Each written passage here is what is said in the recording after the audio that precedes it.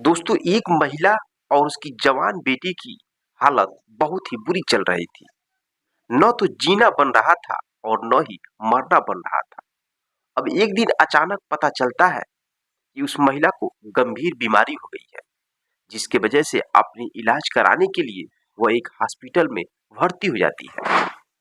किसी भी तरह से पैसा इकट्ठा करके वह वहां पर गई थी, लेकिन उनके पैसे चोरी हो जाते हैं।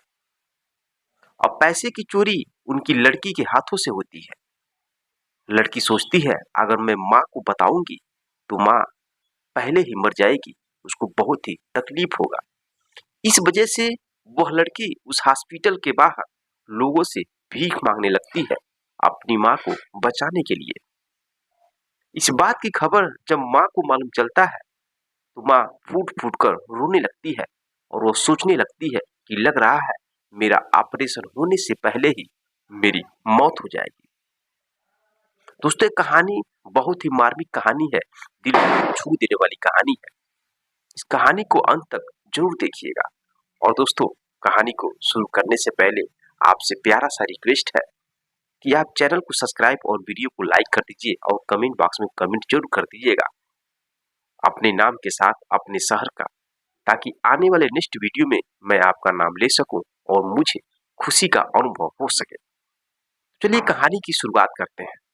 नमस्कार दोस्तों, मैं हूं संतोष, आप सभी का स्वागत करता हूं अपने इस यूट्यूब चैनल में।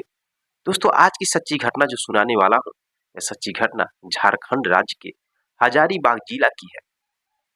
वहीं पर एक महिला जिसका उमा नाम होता है और उसकी बेटी जिसका नाम मधु होता है। दोनों बहुत ही गरीब थे। इन दोनों के अलावा इनके परिवार में कोई भी नहीं होता है। किसी तरह से मेहनत मजदूरी करके अपने जीवन को एक एक दिन लोग काट रहे थे। अब एक दिन जो उमा है यानी कि मधु की माँ, उसके पेट में हल्का दर्द होने लगता है। जब हल्का दर्द होता है तो एक मेडिकल स्टोर पर से दवा लाकर खाती है और अपने दर्द को कंट्रोल करती है। लेकिन धीरे धीरे 10 दिन का वक्त बीत जाता है और दर्द अब असहनीय हो जाता है। बहुत तेजी से उस उमा के पेट में दर्द होने लगता है। इस वजह से वह एक हॉस्पिटल में जाती है चेक कराने के लिए। जब डॉक्टर चेक करता है तो मालूम चलता है कि उसके पेट में ट्यूमर है। डॉक्टर बोलता है कि इसका ऑपरेशन कराना बहुत जरूरी है, नहीं तो तुम्हारे जान के लिए खतरा बन सकता है और इसके लिए आपको किसी बड़े हॉस्पिटल में जाना पड़ेगा। अब दोस्तों यह बात जैसे ही उमा सुनती है, उसकी बेटी सुनती है, दोनों सर पकड़कर रोने लगते हैं। हल्का फुल्का दवा लेती है दर्द का और फिर अपने घर पर चली जाती है। अब दोनों के ऊपर मुसीबत का पहाड़ आ जाता है। पैसे कहाँ से लाएंगे? कोई था नहीं पैसा कमाने वाला, केवल माँ और बेटी थी जो बहुत ही गरीब थे। अब दोस्तों इलाज कराना जरूरी था। अब किसी तरीके से उनके पास कुछ खेत था, जमीन था, उसको गिरवी रख करके 20,000 रुपए लेकर के और वह माँ बेटी रांची के सदर हॉस्पिटल में पहुंच जाते हैं। और वहां पे पहुंचने के बाद वहां उनका एक रिश्तेदार होता है, उन्हीं के माध्यम से जाते हैं और उस हॉस्पिटल में भर्ती होती है और हल्का फुल्का इलाज चलता है। अब डॉक्टर बोलता है कि आपके पेट में ट्यूमर है और वो भी बहुत बड़े साइज का है, इसका ऑपरेशन करना पड़ेगा। लेकिन अभी इस वक्त यहाँ पर जो ऑपरेशन थिएटर है उसमें खाली नहीं है, बहुत मरीजों का नंबर लग चुका है। इस वजह से करीब 20 दिन के बाद आप आइएगा, तब आपका ऑपरेशन हो जाएगा। अब दोस्तों वहाँ पे जो 20,000 रुपए लिए थे उसमें से करीब 5,000 रुपए खर्च हो जाते हैं। कुछ दवा डॉक्टर देता है और माँ बेटी फिर अपने घर पर चले जाते हैं। जब 20 दिन हो जाता है तो माँ फोन करती है अपने उस रिश्तेदार के पास जो उसको भर्ती कराया था। अब माँ सोचती है कि उस रिश्तेदार के घर पर जाकर रह लेंगे, मेरी बेटी भी रह लेगी, जो भी पैसा होगा थोड़ा बच जाएगा। क्योंकि इसके पहले जब वो दोनों गए थे, जो भी 5-6 दिन रुके थे वो अपने रिश्तेदार के यहाँ रुके थे। अब इधर रिश्तेदार वालों को मालूम था कि 20 दिन के बाद वह महिला फोन करेगी, तो वह लोग जानबूझकर नाटक करते हैं। जब उमा फोन करती है अपने रिश्तेदार के पास तो उनके रिश्तेदार कहते हैं कि हम लोग तो कहीं रिलेशन में चले आए हैं और 15-20 दिन के बाद आएंगे। दोस्तों उनके रिश्तेदार झूठ बोल देते हैं, क्योंकि मेरे दोस्तों अगर आप गरीब हैं, आपके पास पैसा है, तो आपके कितनों भी करीब का कोई रिश्ता हो वो आपको पूछेगा नहीं। उन लोगों को अब वो लोग भारी महसूस हो रहे थे। यहाँ तक कि वो लोग कह देते हैं कि उमा, हॉस्पिटल के बगल में रूम भी मिलता है भाड़े पे, और वहीं रूम ले लो, वहीं रह लोगी, तुम्हारे लिए अच्छा होगा हॉस्पिटल से आने जाने में। अब दोस्तों इतना बात रिश्तेदार उसका कह देता है। माँ बेटी जाते हैं हॉस्पिटल, पहले रूम खोजते हैं और रूम मिल जाता है। रूम मिलने के बाद दोस्तों वहाँ पे दोनों रहते हैं और हॉस्पिटल में जाकर अपना ऑपरेशन की जो प्रक्रिया है स्टार्ट करते हैं। डॉक्टर भर्ती करता है, ग्लूकोज चढ़ाता है और ऑपरेशन करने से पहले बहुत सारे प्रोसेस होते हैं। ग्लूकोज चढ़ रहा था तो उसी वक्त जो उसकी माँ है अपनी बेटी से कहती है, ऐसा है बेटी, तुम जाओ रूम पर और फ्रेश होकर चली जाओ, मुझे कोई दिक्कत नहीं है। अब उनकी बेटी अपनी पर्स लेती है, अपनी मोबाइल लेती है और चली जाती है रूम पर। रूम पर जो भी भोजन वगैरह होता है बनाती है, उसको लेती है और अपने रूम से एक रिक्शा के माध्यम से हॉस्पिटल पर आने लगती है। जब हॉस्पिटल पर आती है, जैसे ही रिक्शे से उतरती है, वैसे दोस्तों जब भाड़े की बात आती है तो देखती है उसका पर्स और उसका मोबाइल गायब है। अब उसके ऊपर मुसीबत पे मुसीबत आ जाती है, वो रोने लगती है। रिक्शा वाला कहता है, अगर पैसे नहीं थे तो क्यों रिक्शे पे बैठी हो, नाटक कर रही हो तुम। दोस्तों किसी तरह से जो रिक्शे वाला है एडजस्ट करता है और बिना भाड़ा लिए ही चला जाता है। अब वो लड़की मधु सोचने लगती है, मैं क्या करूं, माँ का इलाज कैसे होगा, पैसे की जरूरत बहुत अधिक है। अब वो सोचती है, अगर मैं माँ को बताऊंगी तो माँ को बहुत अधिक तकलीफ होगा, बहुत अधिक दुख होगा। इसलिए वो अपनी माँ को नहीं बताती है और अंदर जब जाती है तो अपनी माँ को देखते ही रोने लगती है। उसकी माँ कहती है, बेटी मत रो, मैं ठीक हो जाऊंगी, कोई दिक्कत नहीं है। लेकिन दोस्तों बेटी कहती है, कोई बात नहीं माँ, मैं बस उसी तरह से रो रही हूँ। उसकी माँ कहती है, बेटी तुम्हारा पर्स और मोबाइल कहाँ है। और बेटी कहती है, माँ रूम पर भूल गई हूँ। माँ कहती है, तब तो तुम्हें जाना पड़ेगा क्योंकि पैसे की जरूरत है। उसी वक्त दोस्तों एक डॉक्टर आता है और कहता है उमा से, देखिए ऑपरेशन करने से पहले 2 यूनिट ब्लड की जरूरत पड़ेगी और आपको देना पड़ेगा, या तो आप अपने किसी भी रिश्तेदार को बुलाकर ब्लड डोनेट कराइए या फिर ब्लड का पैसा जमा करिए। दोस्तों 1 यूनिट खून का जो कास्ट होता है लगभग 8,000 10,000 से कम नहीं होता है। अब ब्लड की बात आती है, अब उसकी माँ और परेशान हो जाती है। माँ सोचती है, मैं खून कहाँ से लाऊंगी, किसे बुलाऊंगी। उनका जो रिश्तेदार था जो कि पहले ही जवाब दे चुका था, उनके पास फिर से फोन करती है, सोचती है शायद वो फोन उठा ले और मेरा हेल्प कर सके। लेकिन दोस्तों जब भी वो फोन करती है तो फोन नहीं लगता है, क्योंकि उनके रिश्तेदार समझ रहे थे कि कोई भी मुसीबत आएगा तो उमा हमारे पास ही फोन करेगी। इसलिए वो लोग पहले से ही अपना मोबाइल बंद कर लिए थे। अब इधर दोस्तों उसकी माँ कहती है, बेटी तुम जाओ अपने रूम पर, जो पर्स है मोबाइल है उसको लेकर आओ। अब बेटी रोते हुए इधर से दोस्तों जाने लगती है।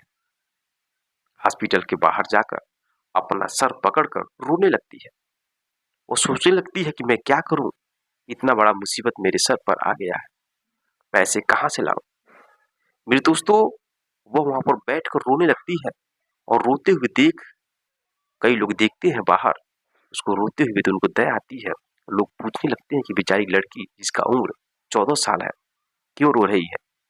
जब कुछ लोग पूछते हैं तो बताती है कि मेरी माँ की तबीयत खराब है, हॉस्पिटल में है, ऑपरेशन होने वाला है, पैसे की जरूरत है, लेकिन मेरा पर्स और मोबाइल किसी ने चोरी कर लिया। अब ये सब जैसे लोग सुनते हैं तो कुछ लोगों को लगता है ये लड़की नाटक कर रही है और भीख मांगने का एक नया तरीका है, और कुछ लोगों को दया आ जाती है। कुछ लोग सोचते हैं कि शायद सच में लड़की बोल रही हो, इसकी माँ की ऑपरेशन होने वाला हो। इस वजह से कुछ लोग पैसा उसे देने लगते हैं। धीरे धीरे करके उसके पास ₹300 इकट्ठा हो जाते हैं। वो लड़की भीख मांगने लगती है, कहने लगती है लोगों से हाथ जोड़ करके कि मेरी माँ की तबीयत खराब है, ऑपरेशन होने वाला है, मेरे पास पैसा था लेकिन चोरी हो गया। तो कुछ लोगों को दया आती है, पैसा देने लगते हैं, 300-400 इकट्ठा हो जाता है। इधर दोस्तों जो उसका मोबाइल चोरी किया था, जो पैसा चोरी किया था, वो तो आराम से एंजॉय कर रहा था और उस मोबाइल को बेचने के लिए एक मोबाइल की दुकान पर जाता है और मोबाइल देता है चोर वह। तो मोबाइल वाला पूछता है कितना पैसा लोगे? तो बोलता है कि मुझे ₹8000 चाहिए। दुकानदार जैसे उस मोबाइल को लेकर लॉक तोड़ता है तो देखता है कि अंदर बहुत सारे फोटो हैं। उन फोटो को देखकर वह दुकानदार पहचान जाता है। उसमें तमाम फोटो थे लड़की का, फिर लड़की की माँ का और हॉस्पिटल में जो भर्ती थी वहाँ का भी बहुत सारे फोटो था। उस फोटो को देखकर पहचान जाता है। जो दुकानदार होता है उस चोर से पूछता है क्या तुम्हारा मोबाइल है? तो कहता है मेरा मोबाइल है। वो कहता है ठीक है, अगर तुम्हारा मोबाइल है तो तुम इस फोटो में जो भी फोटो है इसको बता सकते हो कौन कौन है? ऐसा दोस्तों पूछते हुए दुकानदार बाहर निकलता है उस चोर को पकड़ने के लिए, लेकिन चोर समझ जाता है और वहां से भाग जाता है। फिर वो दुकानदार उस मोबाइल को लेकर उस फोटो के माध्यम से धीरे धीरे पूछते हुए हॉस्पिटल पर पहुंचता है और हॉस्पिटल पर जाने के बाद वो देखता है कि बाहर वह लड़की भीख मांग रही है, जिस लड़की का उस मोबाइल में फोटो था। अब वो दुकानदार उस लड़की के पास जाता है, जैसे नजदीक उसके जाता है वैसे वह लड़की कहती है बाबूजी मुझे कुछ पैसा दे दीजिए, मेरी माँ की तबीयत खराब है, हॉस्पिटल में भर्ती है, मेरे पैसे किसी ने चोरी कर लिए और मोबाइल चोरी कर लिए। अब वह दुकानदार कहता है कि मुझे कैसे विश्वास होगा कि तुम्हारी माँ की तबीयत खराब है, ऑपरेशन होने वाला है, जो भी पैसा लगेगा मैं सारा पैसा तुम्हें दे दूंगा, लेकिन पहली बात तुम मुझे लेकर चलो, दिखाओ तुम्हारी माँ कहाँ है। अब जैसे ऐसा वो दुकानदार बोलता है दोस्तों वह मधु उस व्यक्ति को लेकर अंदर हॉस्पिटल के अंदर जाती है, अपने माँ के पास ले आकर दिखाती है देखिए यही मेरी माँ है। जैसे ही वो व्यक्ति उस औरत यानी उमा को देखता है तो वो रोने लगता है और उमा भी जैसे ही देखती है उस व्यक्ति को वो भी रोने लगती है। मेरे दोस्तों वो व्यक्ति और कोई नहीं उस उमा का पति था, जो कि 12 साल से अलग रह रहा था। उसका नाम सुशील होता है। जब उन दोनों की शादी हुई थी तो शादी होने के 3 साल के बाद जो सुशील है वह एक लड़की से प्रेम कर बैठता है और प्रेम इस हद तक उसके सर पर सवार हो जाता है कि उस लड़की को लेकर फरार हो जाता है। उस वक्त जो उसकी बेटी मधु थी 3 साल की हो गई थी, लेकर भाग जाता है। लेकर भागने के बाद लड़की के घर वाले उस सुशील के ऊपर एफआईआर दर्ज कराते हैं और पुलिस सुशील को पकड़ लेती है। पकड़ने के बाद उसको 3 साल के लिए जेल के अंदर डाल देती है। इधर जिस लड़की को लेकर भागा था उस लड़की की शादी कहीं और हो जाती है। जब 3 साल के बाद वो जेल से बाहर आता है तो उसकी पत्नी उसे ठुकरा देती है, यानी कि उमा उसको ठुकरा देती है। फिर वो मजबूरी में होकर वहां से रांची चला आता है और एक मोबाइल पर काम करने लगता है। मोबाइल को बनाना बेचना सीख करके फिर अपना एक दुकान खोल देता है। दुकान खोलने के बाद जब वो चोर मोबाइल लेकर जाता है उस माध्यम से वो हॉस्पिटल में पहुंच जाता है। दोस्तों सुशील अपनी पत्नी के आगे हाथ जोड़ लेता है, कहता है अब तो मुझे तुम माफ कर दो, मैं आज तक शादी नहीं किया हूँ। दोस्तों सुशील देखता है कि जो उमा है उसके भी माथे पर सिंदूर नहीं है। वह समझ जाता है मेरी पत्नी भी आज तक शादी नहीं की है। अब दोस्तों उमा कहती है अपनी बेटी से यही तुम्हारे पापा है। दोस्तों मधु अपने पापा के गले से लिपट जाती है, रोने लगती है और कहती है पापा मेरी माँ को बचा लीजिए, पैसे बहुत अधिक लगेंगे, ऑपरेशन होने वाला। सुशील कहता बेटी घबराओ नहीं, मेरे पास पैसे हैं, मैं तुम्हारी माँ की जिंदगी को बचा लूंगा। दोस्तों ऑपरेशन होता है और उसकी माँ की जान बच जाती है। दोस्तों यह रही कहानी। दोस्तों यह इमोशनल कहानी आपको कैसा लगा? अगर थोड़ा सा भी अच्छा लगा तो चैनल को सब्सक्राइब और वीडियो को लाइक कर दीजिए और कमेंट बॉक्स में कमेंट जरूर करिएगा। मिलते हैं नेक्स्ट वीडियो में नेक्स्ट कहानी के साथ। तब तक के लिए जय हिंद, जय भारत।